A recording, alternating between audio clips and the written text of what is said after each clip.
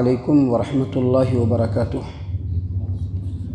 اعوذ باللہ من الشیطان الرجیم، بسم اللہ الرحمن الرحیم۔ اذ تسعدون ولا تلوون علی احد والرسول يدعوكم في اخراكم فأصابكم غما بغم لكي لا تحزنوا على ما فاتكم ولا ما أصابكم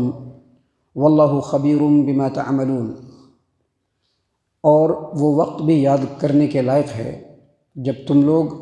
بھاگے جا رہے تھے اور پیچھے مڑ کر کے کسی کو دیکھ نہیں رہے تھے، اور رسول تم لوگوں کے پیچھے سے پکار رہے تھے، پس ہم نے تم کو غم پر غم دیا تاکہ تم لوگ یہ سبق حاصل کرو کہ جو کچھ تمہارے ہاتھ سے نکل جائے یا جو مصیبت تمہارے اوپر نازل ہو اس پر تم غم نہ کرو، اور اللہ تبارک و تعالیٰ تمہارے اعمال سے بالکل باخبر ہے۔ معزز سامعین کرام، سورہ آل عمران سورہ نمبر 3 اور اسی صورت سے ابھی آپ کے سامنے آیت نمبر 153 یعنی 153 نمبر کی آیت کریمہ تلاوت کی گئی، اور آیت کریمہ کا ترجمہ بھی آپ کے سامنے پیش کیا گیا۔ اللہ تبارک و تعالیٰ نے آیت کریمہ میں جنگ احد کے ایک موقع کے بارے میں بیان فرمایا ہے کہ جب کفار و مشرکین نے مسلمانوں کے اوپر ہجوم کر دیا، جب مسلمان چاروں طرف سے گھر گئے اور یک بارگی سے ان کے اوپر حملہ شروع ہوا، تو مسلمان بھاگ کھڑے ہوئے خوف اور دہشت کرتے ہوئے، اور بھاگ کر کے پہاڑ کی چوٹی پہ چڑھ گئے۔ یہاں پر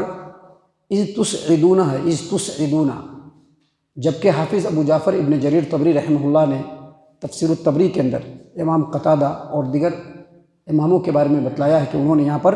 اذ تسعدون کے بجائے اذ تسعدون پڑھا ہے،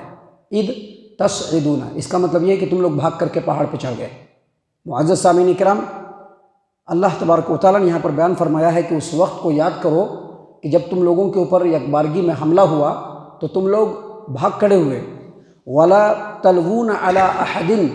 اور ڈر کے مارے، خوف و دہشت کے مارے تم لوگ پیچھے مڑ کر کے نہیں دیکھتے تھے،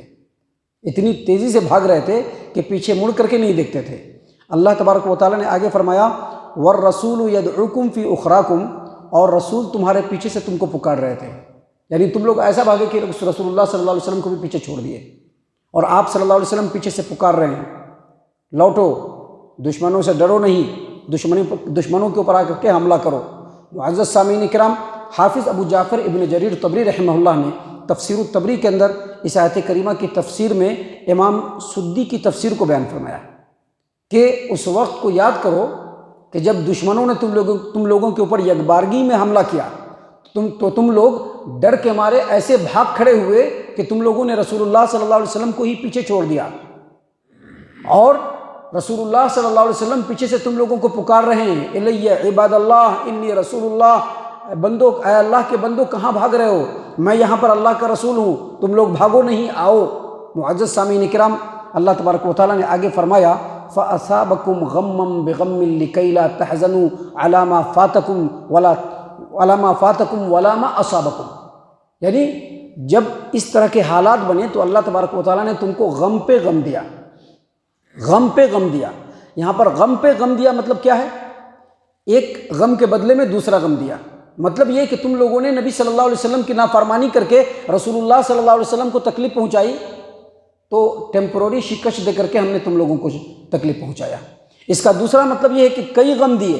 یعنی جنگ احد میں مسلمانوں کو کئی غم ملے۔ پہلا غم یہ ملا کہ 1000 کا لشکر تھا جو میدان جنگ میں آیا تھا، لیکن عبداللہ بن ابی نے 300 لوگوں کو نکال کر کے وہاں سے واپس کر دیا اور صرف 700 لوگ رہ گئے، یہ ایک غم تھا۔ دوسرا غم یہ تھا کہ عین جنگ کے دوران مسلمان جبکہ فتح حاصل کر رہے تھے، اچانک وہ فتح شکست میں بدل گئی، یہ دوسرا غم تھا۔ تیسرا غم یہ تھا کہ بہت سارے مسلمان شہید ہو گئے، یہ شہیدوں کا غم۔ چوتھی بات یہ کہ بہت سارے مسلمان زخمی ہو گئے، زخمیوں کا غم۔ اور ان تمام غموں میں سب سے بڑا غم یہ تھا کہ جب عین پریشانی کا عالم تھا، اسی وقت لوگوں میں یہ افواہ پھیل گئی کہ محمد عربی صلی اللہ علیہ وسلم شہید ہو گئے۔ تو اللہ تبارک و تعالیٰ نے اسی بات کو یہاں پر بیان فرمایا فَأَصَابَكُمْ غَمًّا بِغَمٍّ، اللہ تبارک و تعالیٰ نے تم کو غم پر غم دیے۔ کیوں غم پر غم دیے؟ لِكَيْ لَا تَأْسَوْا عَلَى مَا فَاتَكُمْ لِكَيْ لَا تَحْزَنُوا عَلَى مَا فَاتَكُمْ، لِكَيْ لَا تحزنوا علی ما فاتکم، تاکہ تم لوگ غم نہ کرو کس چیز کے اوپر؟ جو تم سے کھو گیا ہے، جو تمہارے ہاتھ سے نکل گیا اس کے اوپر غم نہ کرو، جو تمہارے ہاتھ سے نکل گیا اس کے اوپر غم نہ کرو، ولا ما اصابکم، اور جو مصیبت پہنچی ہے اس کے اوپر بھی غم نہ کرو۔ معزز سامعین کرام، یہاں پر اللہ تبارک و تعالیٰ نے مسلمانوں کو ان کی زندگی کے اندر اگر کوئی مسئلے مسائل بنتے ہیں تو وہاں پر کیسے ثابت قدم رہنا ہے، اس کا ایک ضابطہ اور طریقہ بتلایا ہے۔ اللہ تبارک و تعالیٰ نے یہ بتلایا یہاں پر کہ کسی بھی مسلمان کو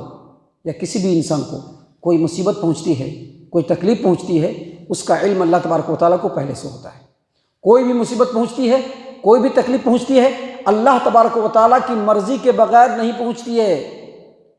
لہٰذا مسلمانوں کو چاہیے کہ جب کوئی پریشانی کا معاملہ ہو، کوئی مصیبت کا معاملہ ہو، کوئی تکلیف کا معاملہ ہو، تو مسلمانوں کو یہ چاہیے کہ وہ اللہ تبارک و تعالیٰ سے لو لگائے، اللہ تبارک و تعالیٰ کی اطاعت و فرما برداری میں لگ جائے، خوب آگے بڑھ کر کے اللہ تبارک و تعالیٰ کی اطاعت و فرما برداری میں لگے، اللہ تبارک و تعالیٰ سے لو لگائے،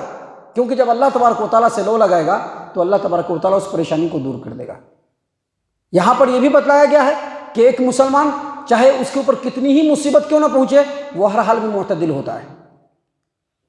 اللہ تبارک و تعالیٰ نے قرآن کریم کے اندر دوسری جگہ پہ سورہ حدید آیت نمبر 23 میں اسی اصول کو ذرا تفصیل سے بتلایا ہے۔ اللہ تبارک و تعالیٰ نے فرمایا لِكَيْ لَا تَأْسَوْا عَلَى مَا فَاتَكُمْ وَلَا تَفْرَحُوا بِمَا آتَاكُمْ۔ ایک ایمان والے کی شان یہ ہے کہ اے مسلمانوں، جو بھی تم پر مصیبت پہنچتی ہے وہ اس لیے پہنچتی ہے تاکہ جو مصیبت پہنچی ہے اس کے اوپر تم غمگین نہ ہو، وَلَا تَفْرَحُوا بِمَا آتَاكُمْ، اور اگر اللہ تبارک و تعالیٰ نے کچھ نواز دیا تو اس پر سینہ چوڑا نہیں ہونا چاہیے۔ ہمیں ہوتا ہے نا، ہمیں آ جاتا ہے، وہ نہیں آنا چاہیے، پھولے نہیں سمانا چاہیے، چاہے مصیبت آئے، چاہے اللہ تبارک و تعالیٰ خوشحالی دے۔ ایک ایمان والا، اس کے ایمان کا تقاضا یہ ہے کہ وہ ہمیشہ معتدل رہتا ہے، وہ ہمیشہ معتدل رہتا ہے۔ یہی بات اللہ تبارک و تعالیٰ نے آیت کریمہ کے اندر بیان فرمایا ہے کہ چاہے کتنی بھی مصیبت کیوں نہ آ جائے، اللہ تبارک و تعالیٰ کے دامن کو تھام لو۔ سب سے بڑا مسئلہ مسلمانوں کے ساتھ یہی ہے، ابھی غم پہ غم مل رہے ہیں، پریشانی پہ پریشانی مل رہی ہے، لیکن مسلمانوں کی حالات ابھی بھی سدھرنے کے لیے ریڈی نہیں ہے۔ آج بھی مسلمان اپنے نفس پرستی میں ہی پڑا ہوا ہے، آج بھی مسلمان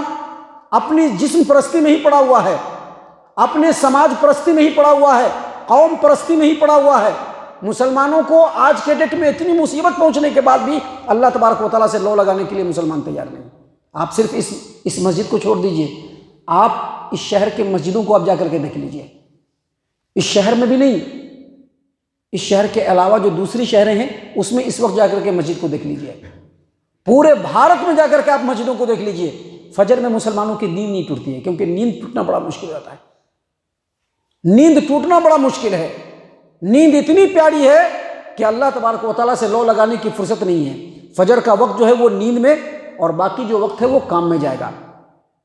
باقی وقت کام میں جائے گا، فجر کا وقت نیند میں جائے گا۔ تو اللہ تبارک و تعالیٰ سے لو لگانے کے لیے مسلمان تیار نہیں ہے۔ اللہ تبارک و تعالیٰ نے یہاں پر بیان فرمایا ہے کہ اللہ تبارک و تعالیٰ کی طرف سے، اللہ تبارک و تعالیٰ کی مرضی سے، اللہ تبارک و تعالیٰ کے علم میں آنے کے بعد ہی مصیبت پہنچتی ہے۔ لہٰذا جب مصیبت پہنچے اس وقت اللہ تبارک و تعالیٰ سے لو لگاؤ، اللہ تبارک و تعالیٰ تمہارے تمام مصیبتوں کو دور کرے گا۔ اس کے بعد آخر میں اللہ تبارک و تعالیٰ نے فرمایا واللہ خبیر بما تعملون، اللہ تبارک و تعالیٰ تمہارے اعمال سے باخبر ہے، اللہ تبارک و تعالیٰ تمہارے اعمال سے باخبر ہے۔ تم جو بھی عمل کرتے ہو، ظاہری طور پر جو عمل کرتے ہو، اللہ تمہارے ظاہری عمل کو بھی جانتا ہے، اور عمل کرنے کی جو نیت ہوتی ہے نا، نیت کو بھی اللہ تبارک و تعالیٰ جانتا ہے کہ تم کیوں عمل کر رہے ہو، اللہ کو راضی کرنے کے لیے عمل کر رہے ہو، یا کچھ مجبوری ہے اس لیے عمل کر رہے ہو، یا لوگوں کو دکھانے کے لیے عمل کر رہے ہو، اللہ تبارک و تعالیٰ اس کو بھی خوب جانتا ہے۔ اسی بات کو اللہ نے فرمایا واللہ خبیر بما تعملون، اور اللہ تبارک و تعالیٰ تمہارے اعمال سے خوب باخبر ہے۔ اللہ تبارک و تعالیٰ سے دعا ہے کہ اللہ تعالیٰ ہم تمام کو ان تمام باتوں کے اوپر خوب غور و فکر اور تدبر کرنے کی توفیق عنایت فرمائے۔ اللہ تبارک و تعالیٰ ہم تمام کو صحیح معنوں میں پکا سچا مومن مسلمان بنائے۔